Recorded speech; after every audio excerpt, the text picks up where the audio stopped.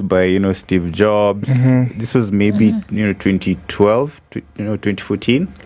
So, like, they were being called accidental billionaires. So, like, who's this Mark Zuckerberg with Facebook became worth $1 billion. Then you had Ivan Spiegel with Snapchat. Then you had Airbnb. So everyone was like, damn, I really want to be part of this new tech thing. So it's like, let me just jump out now, because much later on, it will be very hard to change careers. So I quit my job. Of course, my mom was like super unhappy. And we were like, with my classmate, we decided we'll just start Chapter. This is now 2020. And we knew we'd be millionaires in 6 months, of course. Taking way longer than that. But we started Chapter. Chapter now assists businesses to be able to leverage AI to improve customer experience. So you can be able to get an AI agent trapped on your WhatsApp, on your Instagram, and you can be able to just answer customer queries and assist businesses to check out their customers on these platforms. So far, we have about 1,000 merchants on our platform. Oh, wow. And we're live in Kenya, South Africa, and Nigeria. So that's really amazing, bro. And because I can see you're very young, obviously, and you're the forefront of this whole technological revolution. But let's talk about the industry in itself. They call Kenya a hub, man. It's a hub for some of the latest trends. Back now, I think the University of Nairobi have opened up what's this thing called the Silicon Valley something? I had the president talking about it yesterday. So what are some of the latest? Let me say, I don't like the word trendy, but let me just put it out there for context purposes. Trendiest innovations right now in the market that has impressed you? Wow. Good question. Good question. That's fairly hard. But I'd say the most impressive one now is just AI. I'd say AI and what AI can do. So I'd say what people know as AI now is mostly from ChatGPT. So you can go to ChatGPT, you can ask questions, it can help you pass your exams, it can help you just, increase your productivity, respond to emails. But what has sort of evolved in the past few weeks is there's a business called Anthropic from the US, which is able to link these AI models with your computer. So you can actually have, you see, now you go to ChatGPT and type something, so you can actually tell your computer, so go to my email, send this email. After that, go to my Photos app, edit this email and do this. Go to my calendar and do this. So you can start to see the beginning of controlling a device remotely. Right, so you can start control. So of course, right now it's very early, but you can start seeing. I can actually say, okay, in this show, play this song after this, play this song after this, play this song after this, and maybe you're seated at home, and your computer is in your office. And they're using my technology. Jeez, man. So that's really, really impressive, and it's very easy to use. You can even just go right now and test it. It's in beta, but there's a lot of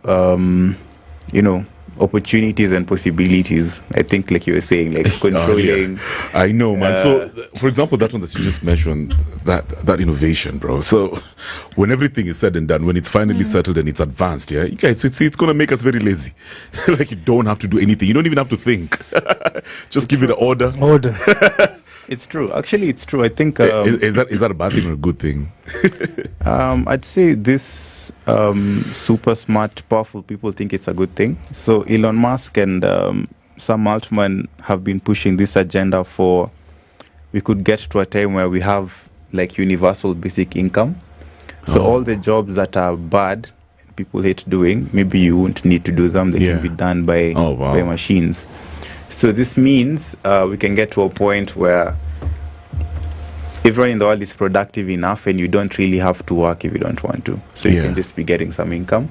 So you really just work on the things you love. So I think it's very utopian. It's like if AI ended up working out very, very well, but of course there's the other side, which many businesses now are trying to make sure we don't end up on the bad side. But I think there's opportunity for maybe in 50 years, you don't really have to work to make an income. A lot of the work that's being done now, like cleaning, can be automated by bots, and things like customer support, labor can be automated by AI agents. So it means maybe there can be some sort of universal basic income.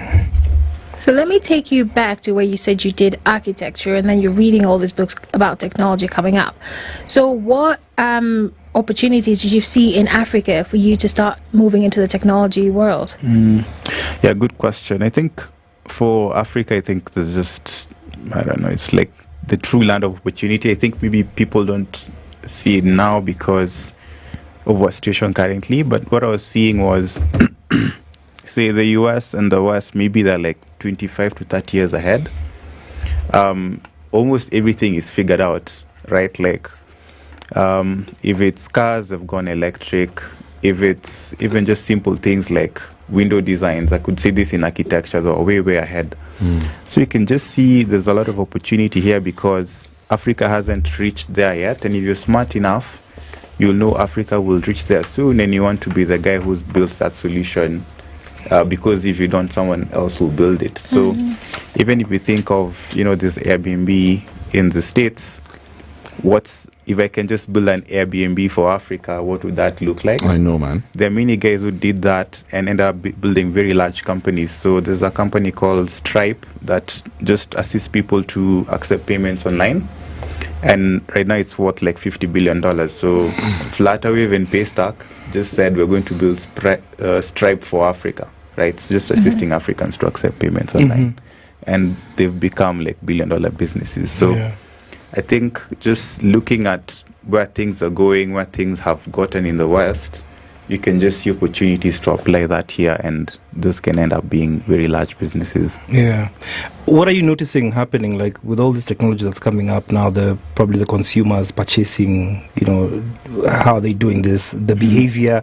What are the trends or something that you're noticing that's really happening with people, especially who are, purchasing stuff online? Yeah, I think big shift. I think when I walked in, I saw you have Twitter on there. So it's called X. X. So one thing we've noticed, people would spend. So the internet was formed, 1999, and then that's when people were able to have websites, etc. So you'd go to like Amazon.com, you'd go to Facebook.com, all these things, right? So, and then in the 2010s, social media came out. So one of the trends that's happened over the past 10 years is people spend more time on social media compared to any other platforms. Right? So like Spice FM's, spicefm.co.ke. Yes. Yeah. Right? So like you'd find, if you look at the visits on that website versus the visits on your Instagram, your Twitter, your YouTube, you'd find those ones are much higher. So like we can say something like maybe 80% of internet usage is on social media platforms. So how this is interesting for businesses, it means in 2013, it was important to have a website. Now it's more important to have a social media profile because most of your customers spend their time there. So that's where they'll discover what products and services you're offering. And if they have a problem, they'll probably ask it in that platform. So as a business, you need to make sure you just take advantage of that and even activate it as a sales channel. So how can people now purchase something from my Twitter, from my Instagram, from my WhatsApp, from my YouTube? So that's why even, many of these companies are trying to integrate payments. Instagram Shop, there's WhatsApp Shop.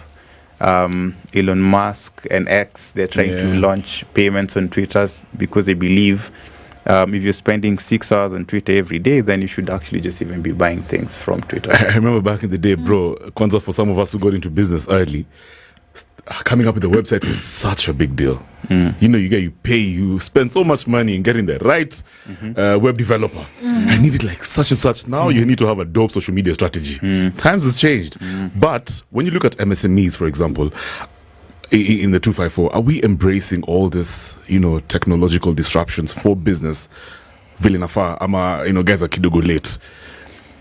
I think there's some adoption there, especially on platforms like WhatsApp. So currently, 95% of internet users in Kenya are on WhatsApp.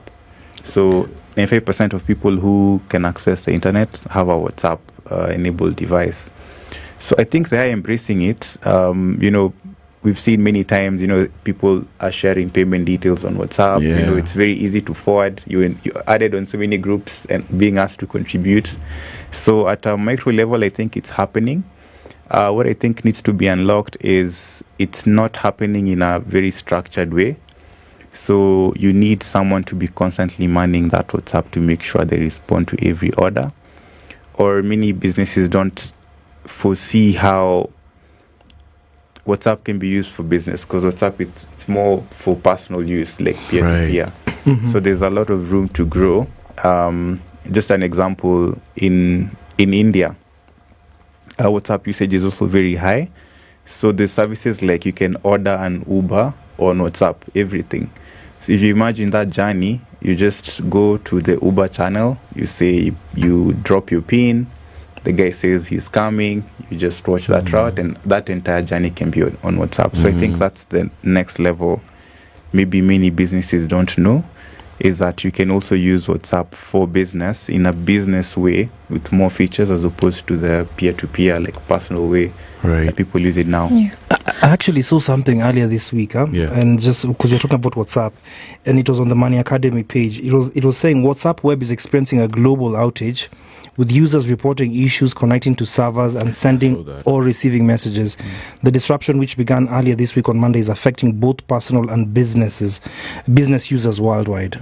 So I'm just curious, like, how safe is WhatsApp, especially for business? I know they normally say end-to-end encrypted. I'm not, is it really safe to have these financial things on a WhatsApp platform? Business forwards, click on this link, make a payment, such a thing. Yeah, it is. WhatsApp is really safe, and the way businesses, Meta has really worked to make sure that businesses use it in the right way. One platform that was sort of like what WhatsApp is now a few years ago was email and SMS, and of course email and SMS became very, very spammy, right? So they even spam tags now, and SMS, people are so desensitized they don't have a look. But because Facebook is really reliant on actual people using WhatsApp, they protect it more than email. You see, email didn't have a custodian, and SMS didn't have a custodian. So WhatsApp is under Facebook. So Facebook is doing a lot to just make sure that it doesn't have those security breaches. It doesn't become spammy.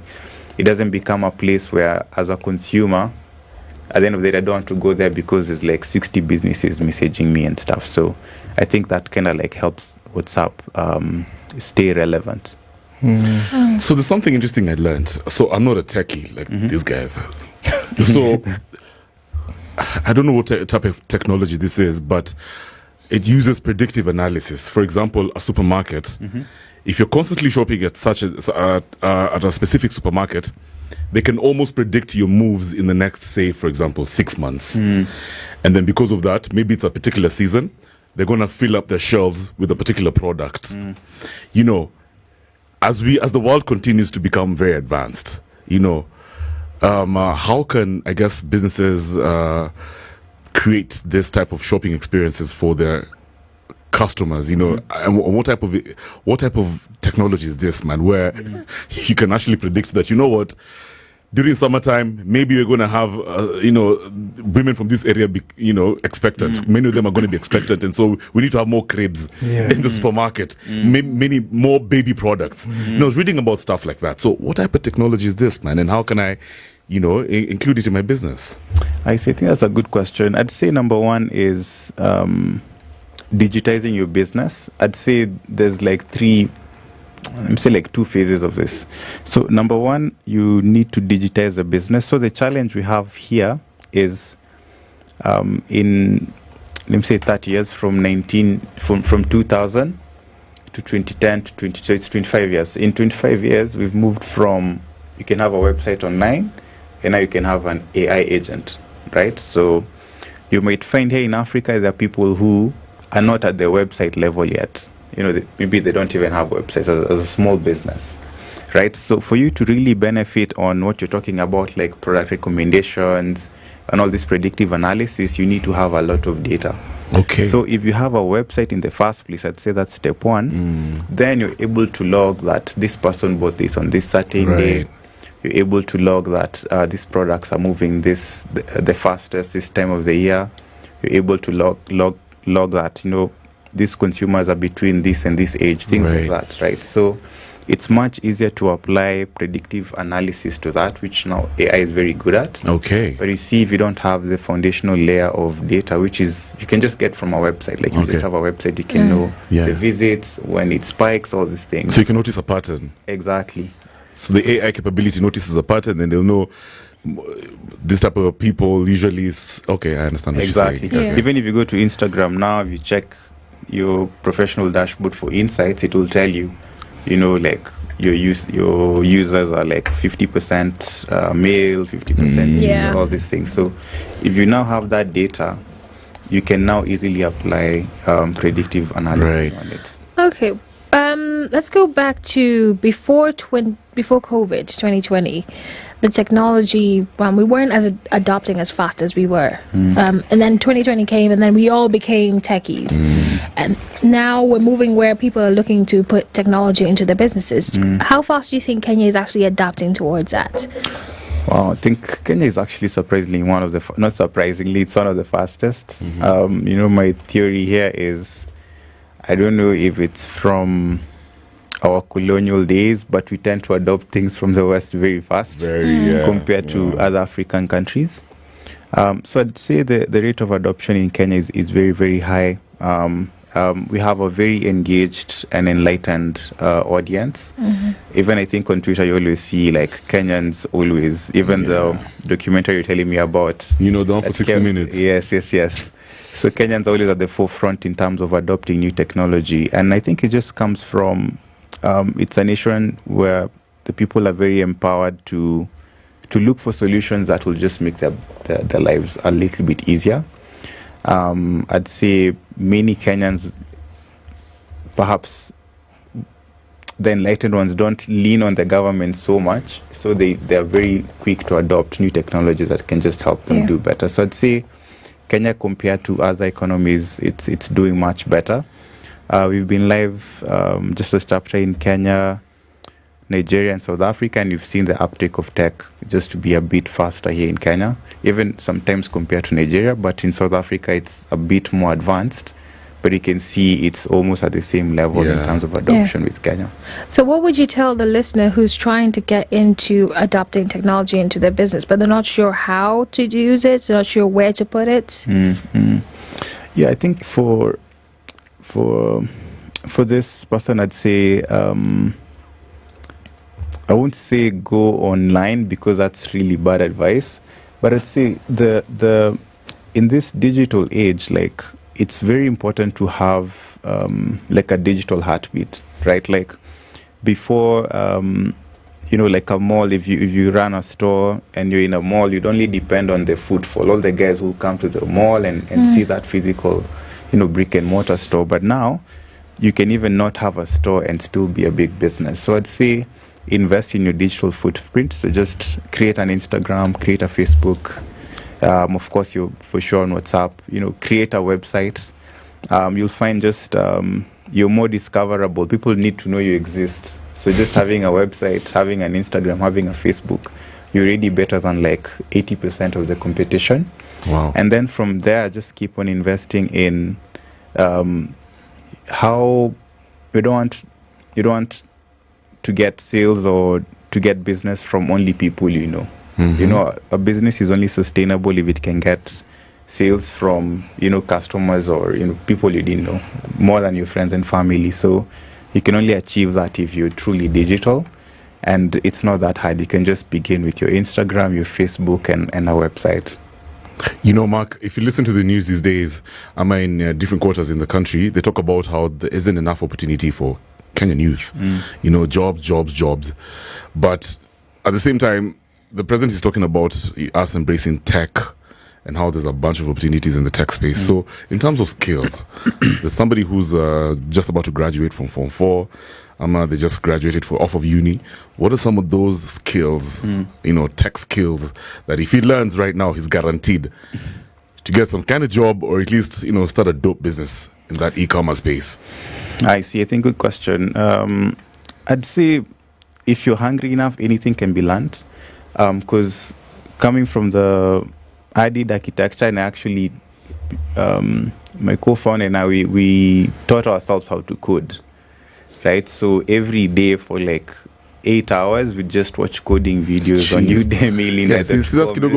It was hard. 8 hours, my guy. 8 hours a day. Get it how you live. So I'd say, if you're leaving high school now, I'd say one of the most important skills is software development. Just from our conversation before this, we were talking about how AI is the future, how machines are the future. So if you're able to learn how to control these machines, how to control computers, that's one of the best skills you can have. Because not only can you control these machines, these computers, you can be able to create a business out of it. So I'd say something around software engineering, something around computer science is a very, very important skill. And, not everyone can become a software developer. So I think there's still a lot of merit in just understanding how business works. And this is something which, in my short career, I've seen many people usually don't get it. But just understanding from first principles, what's the business of something? Mm-hmm. So if I'm running a shoe store, maybe I'm getting these shoes from China for like 1,000 shillings.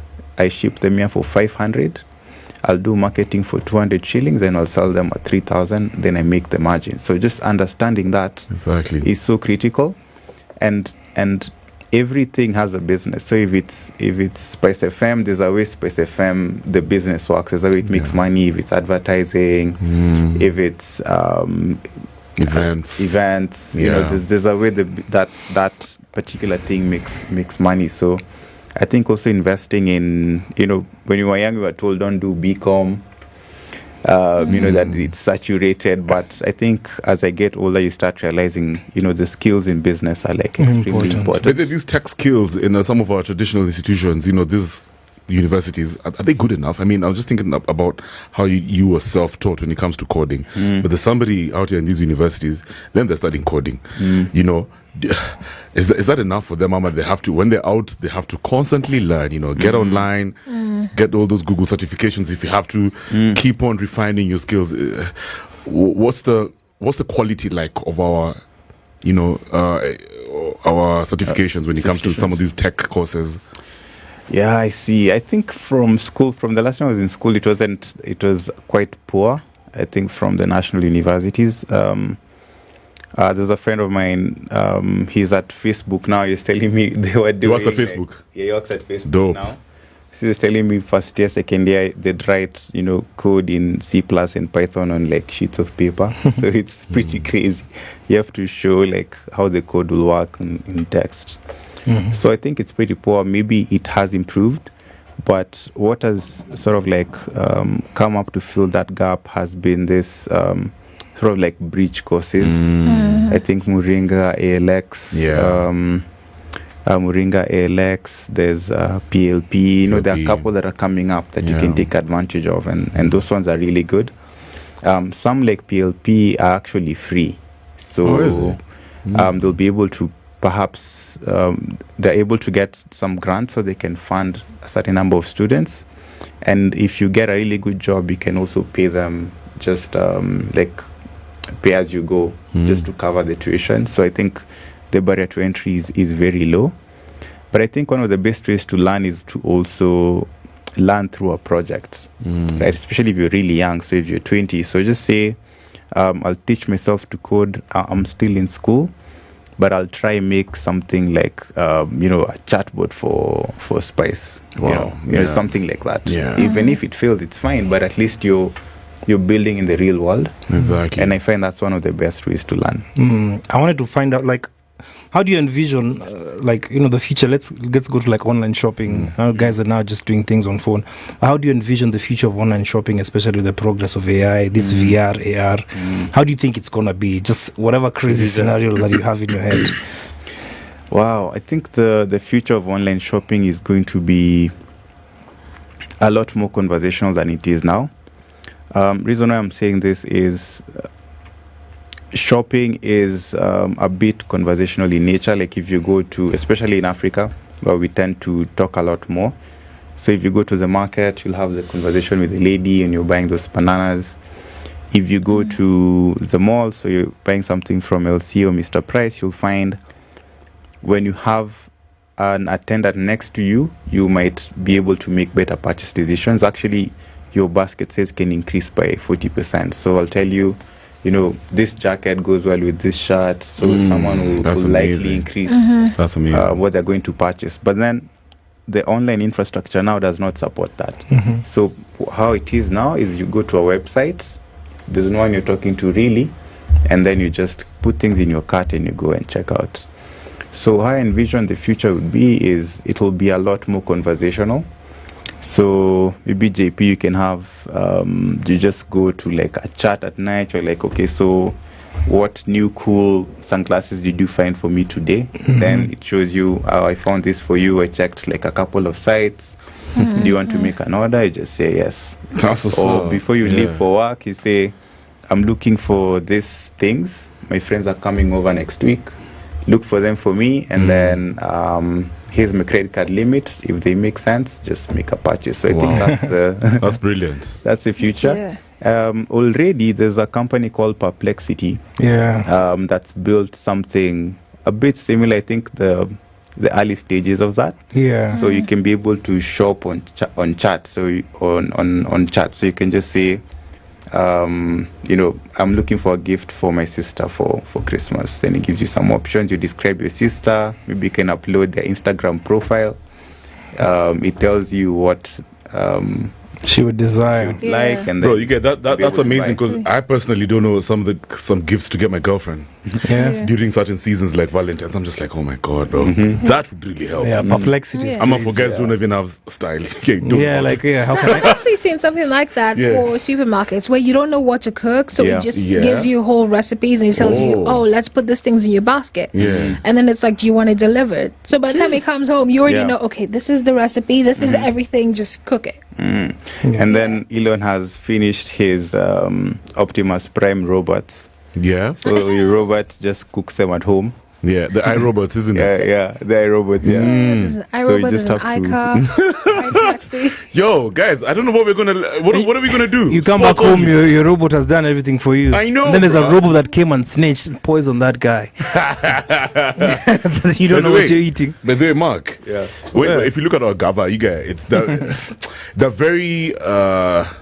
I feel like some of the main agenda is the tech revolution. They're very big in that conversation, but are they doing enough to create a space for young guys who are getting into this whole technological?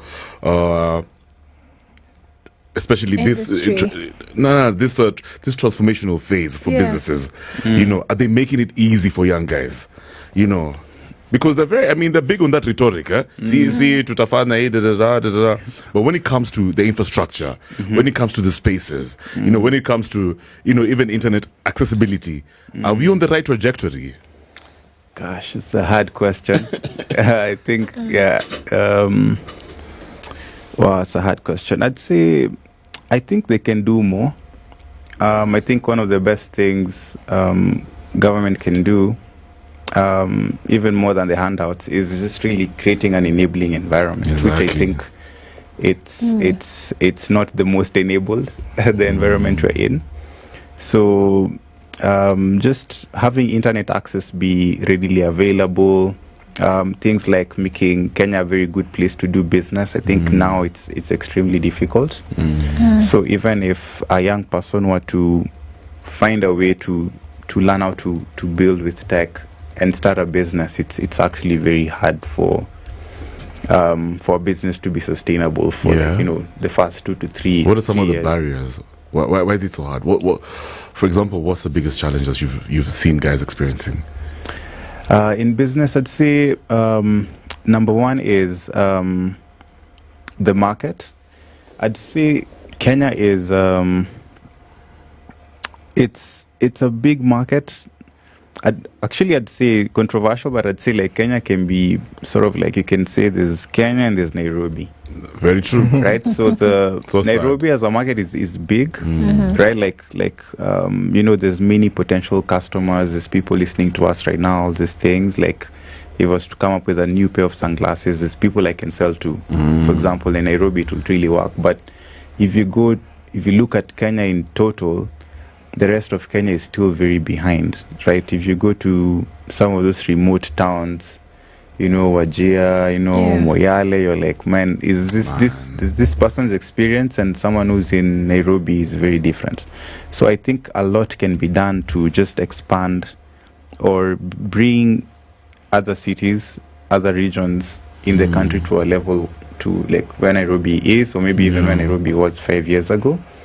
And then we can start seeing a real difference. But if there's the market in Kenya is maybe like just like 4 million to 5 million people. Yeah. The other 45 to 50 million is really, there's still a lot that needs to be done there. Yeah. And that's an opportunity. If you look at the old government, they used to do things to empower people to get into the technology space. Like they would give schools laptops so they can start learning.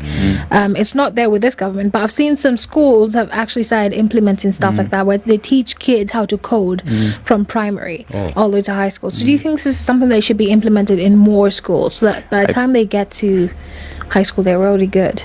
I think so. I think education is one of the best things you can do, because one person who breaks out can like really take care of the entire community, right? So by teaching these tools, how can you be able to code? How can you be able to become a proficient software developer? It means even by the time someone is 22, 23, because the thing with like developing software, there's experience, but then it's not, say, like medicine. You can be young and be really, really good. So it means by the time people are 24, they can already be contributing back to the community. So I do agree such initiatives would really benefit. All right. JP? I had a question that I had written down somewhere and I can't seem to find it. Yeah. But basically, I just wanted to understand how safe are some of these platforms when it comes to the delivery? I know there's so many issues that are happening apart from WhatsApp. Is the customer information safe? Is the customer data safe? Do these goods arrive on time? What is the experience that people are actually having? And like, how has it really influenced customer expectations? I see. I'd say one of the reasons why e-commerce penetration is not as high right now is because of some of the things you're mentioning. Yeah. So you're not sure if I order from this guy on Instagram, is it gonna come? Is it going to come? And also you see on many Instagram profiles, many people are like, pay fast for delivery. True. Because also for the business, you don't want to deliver, and then someone says they don't want it. So you've already borne the delivery cost, and if you refuse to pay, you've borne the delivery cost and the price of that item. So I think that's a big barrier, the safety, but I'd say that's an issue now because the market is still young. Yeah. So you're still getting used to e-commerce and people ordering online, but the platforms themselves are very safe. So if you, for instance, pay through WhatsApp, at least you can say there's a proof of payment there. So if there's ever to be a context, you can actually say, I did pay you. Yeah. Right? So Some proof. leaning on these platforms more will actually help people, just both parties protect themselves. So both the consumer and the business. But I still think there's a lot that needs to be done. There are many companies already doing it. So there's like escrow accounts. So I can be able to make a payment, but it's only released to the merchant after I've received the payment. after I've received funds. the good. After I've received the good, Then that's when the finance can reach the merchant. So solutions like that are being done, and also some of the companies that are powering this are building a brand that is trustworthy. Like Jumia, for example. Yeah. They've done a lot to make us understand e-commerce. because before, I think people would always insist on payment on delivery. But now you find people are even ordering like TVs, couches, all these things. You have some customers like Victoria Home Store.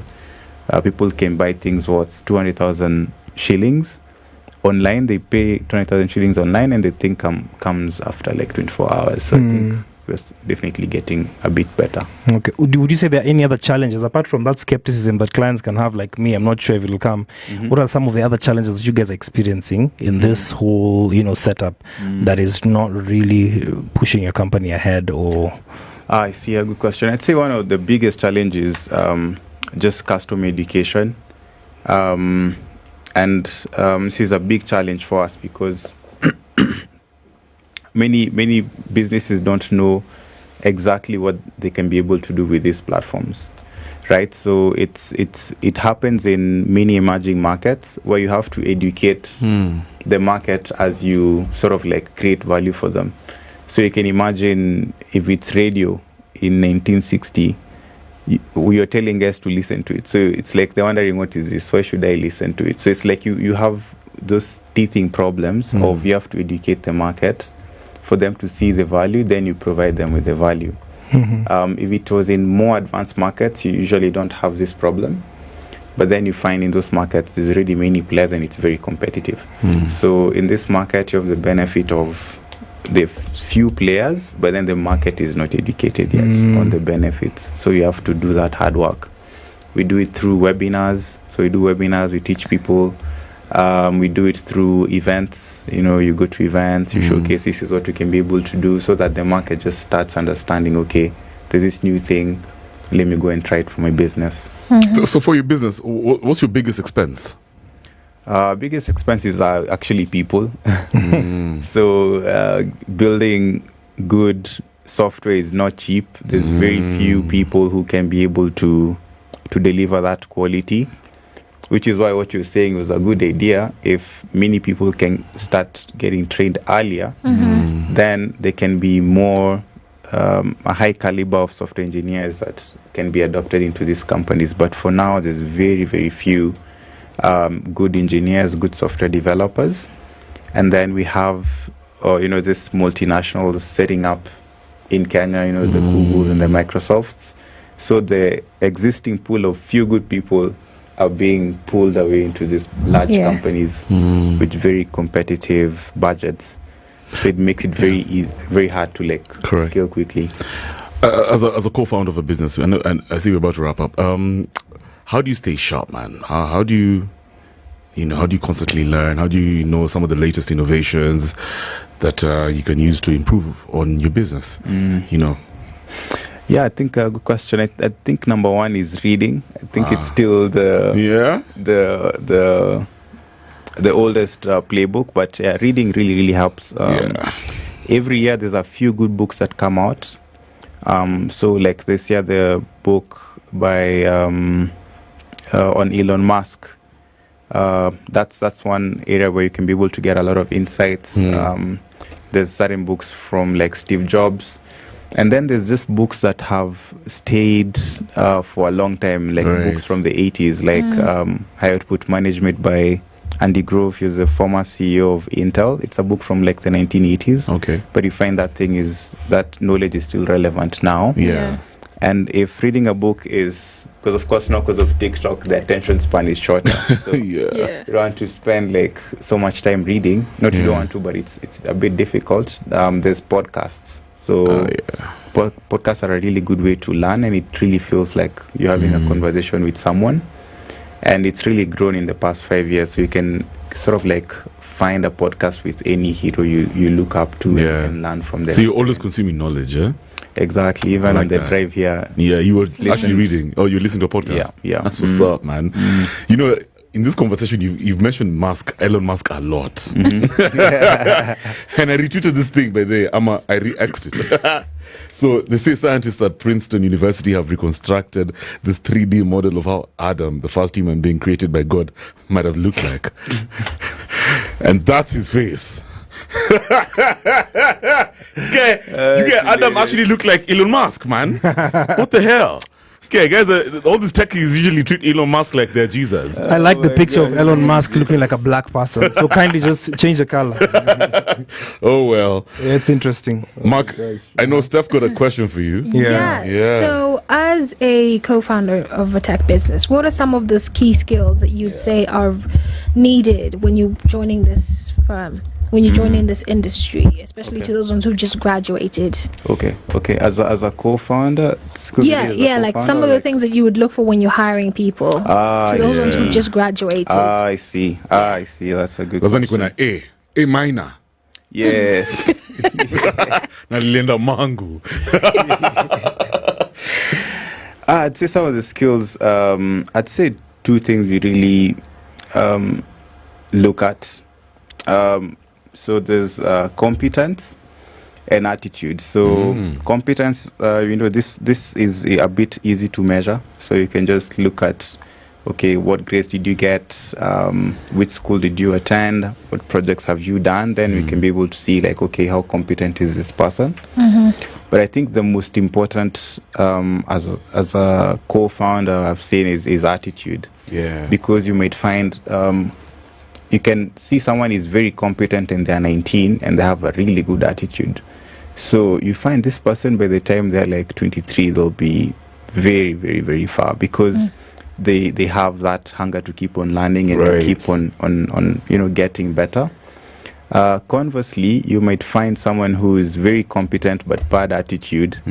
So you're wondering on LinkedIn, why are they changing jobs every 6 months and things like that. Yeah. So I think competence, like, just make sure you're good at your craft. Like you've done the hours. Yeah. And you have that hunger to keep on getting better. But I'd say attitude is far more valuable. Yeah. Because it means you can keep on pushing and you don't lean on your competence all the time. You can admit when you don't know something and you can go ahead and learn. So what about those ones that are shifting from one industry to another, like you did from architecture to technology? What would you advise them? I'd advise I think just make that jump. One quote I read during that time, because it's a difficult transition. I think when I was switching, I uninstalled all the softwares for architecture. Wow. I said, even if you give me a building to design like One Africa, I wouldn't take it because I believe this is a new direction. So I'd say just trust the process. I know people say that many times. But one inspiring thing I read was it only takes 6 months literally to change your life. Like if you decide to pick up anything and you give yourself six months and you commit yourself to it, you'll actually can literally change your life. Yeah. So just give yourself those 6 months. It will be rough, but you'll thank yourself later for it. And I think also for those guys who are considering switching, just look at your life on a sort of like 10-year horizon. If you look at it on a short, I like that. Yeah, like a short time span, like 2 years, 3 years, like you'll be a bit disappointed. But if you look at it from like a 10-year horizon, you can make a better decision. And if you zoom out, maybe you're 20, you can see you probably have like 7-10 years to go, like that's 70 years. So you can question, okay, should I really be doing this? Maybe it doesn't matter, let me just switch. Yeah. That's powerful, man. All right, so let's take you down memory lane. Back when you were, in the 20s, early 20s, this is, high school time. Maybe he is in early 20s. Steph, you never know these no, days. we said memory lane. Not the other day. You can't be assuming everyone is above 30. This is why I said, high school days. Exactly. Back then. Yo, these days, the people who've come over here and I'm like, this guy probably is like 32. Yeah, 22. yeah, they need to These days, you never they need know. to believe in their IDs at the checkpoint. 16. No, go back home. I told you about that guy who was talking politics over here. And then I thought he was like 36. I thought he was like my age or whatever. This guy told me he's 26. Yeah. I was just there quiet. I'm like, Sawa, you take it away, bro. Yeah. Gen Z vibes. Anyway, proceed. But yes, back in memory lane times, back then, what was that song for you that just, made your day? Whenever you're having a hard day, a cool day, you just put it on, you just start jamming, you start dancing. when the code isn't doing its thing. I see. Oh my gosh, yeah, those days. I know back in the day it was like 2018, eh? Yeah, back in the day, 2020. JP. You just never know. You just never know. You never know who you're dealing with. Yeah. Oh, gosh. Take your time, bro. Yeah, but I'd say around that time, I'm a big house fan. I'm a big Afro house fan. See what I'm talking about? So Black Coffee. Oh, Black Coffee is really good. Yeah, I think I must have listened to all his sets. Yeah. Used to have this I have Black Coffee radio. Wow. Yes, I remember that. So like 1 hour sets on Apple Yes. Music. So I used to listen to a lot of those ones. And then we were not counting hours, so we would just count how many times you've listened to it. So if you listen to it 4 times, that's 4 hours. I'm going to play for you some Black Coffee, by the way, bro. Yeah. And David Guetta and featuring Delilah. Let's go drive. Side question. First of all, JP, our generation Yeah. is the last generation, literally, that experienced life pre-internet. I hope you understand that. True. What is that like? It sinks in. Isn't it? It was amazing. It was, bro, the golden era. It was a golden era. My question for you, Mark. You Kidogo experienced the golden era? Yeah, Kidogo. Just That's a a bit, tiny yeah, bit. sliver, yeah. Compared to now, yeah. Which era do you think Bambad? Because you're deep in the tech. So I'm just curious. Yeah, I think I'd say now. Definitely. Hard to. but the other one is nice. I was talking to my wife the other day, and you were just saying, I think as you get older, Yeah. you there's a tendency to over romanticize things. Like nostalgia gets more. You're very right. So like things which were maybe like a 5 out of 10 experience when you're Yeah. older, they become Wow. so fun. They become like maybe 8 It's or true. 10 out 8 out of 10 Yeah, man. experience. Yeah. So I think those days were definitely like very colorful because there's nothing else we knew. But Yeah. now I think there's opportunity for like rich experiences. I think so too. You know, I remember Kitambo, you guys, we used to go visit our friends, you guys, with the bikes. I check it up about bike, my bike squad get here, Kina JP. You just know, this is Mark's bike, that's Steph. Yeah. They're all here. Nowadays, guys on a chat. Yeah. Yeah. What? Or you You go know? to the movie store, you get your CD, you're so excited after Right? you rent it. Now you just have Netflix, you're like, next. I know. Illusion of connection. Illusion. Yeah. I like that. Yeah. Yeah. It's, well, you know, Mark believes that's a proper That's connection. a proper connection. It's a rich experience. Yeah, if you would have experienced our time, probably he would say different, but it's okay, man. It's all right. I know what Such you is mean. life. we're the last to breathe the dying The last breed. man standing. Mark, thanks, Yeah, man. it's Would been amazing. You wanted to say something? Yeah, I wanted to ask you guys. So, Yeah. what's the vice versa? What's now versus then? How would you Now, answer bro, that you get that's a good question. I guess you're asking. So, where are the millennials? Where you guys chilling? Yeah, we're in the moti, bro. Just talking about life, reminiscing about the good old days. You know, passing that bottle around. Yeah. You know, just talking about kina Isa. You feel me? Yeah. Yeah. Oh, nakumbuka vile ile track name this ilikuwa deadly, man. Yeah, oh you my know. God. That's what we do. But just man. the reality of, being in touch with people in the real life. Yeah. I feel like it was more, people are more genuine, more real. Bro, we used to You'd pick experience people You better. know how they That's say true, tunaenda yeah. kupiga story. Yeah, it was kupiga story for real. We make up No our days. distractions. Yeah. People had your attention, back then. Yeah. Right now, it's just like, oh, yeah. What'd you say? Yeah. Yeah. I'll get back to you. So it's kind of plastic, and that was real. I like that. That's Plastic. that's true. Yeah. Easy, Sasa, man. Mark, thanks for coming through, bro. Santi. Sasa, in the next hour, we have a lot of vibes, eh? Yeah, Stephanie we is, do. I know you have a lot of internet, crazy internet stories, some facts, and also a Kidogo topic. For sure. So we sorted, we have an hour of awesome music and vibes right now because Mark said he likes Black Coffee. I've got some Drive featuring David Guetta and Delilah. Awesome. Also, Kashmir Cat and Major Lazer are coming through in a bit with Miss You. Good evening, guys. Timeless and greatest hits you love. Spike.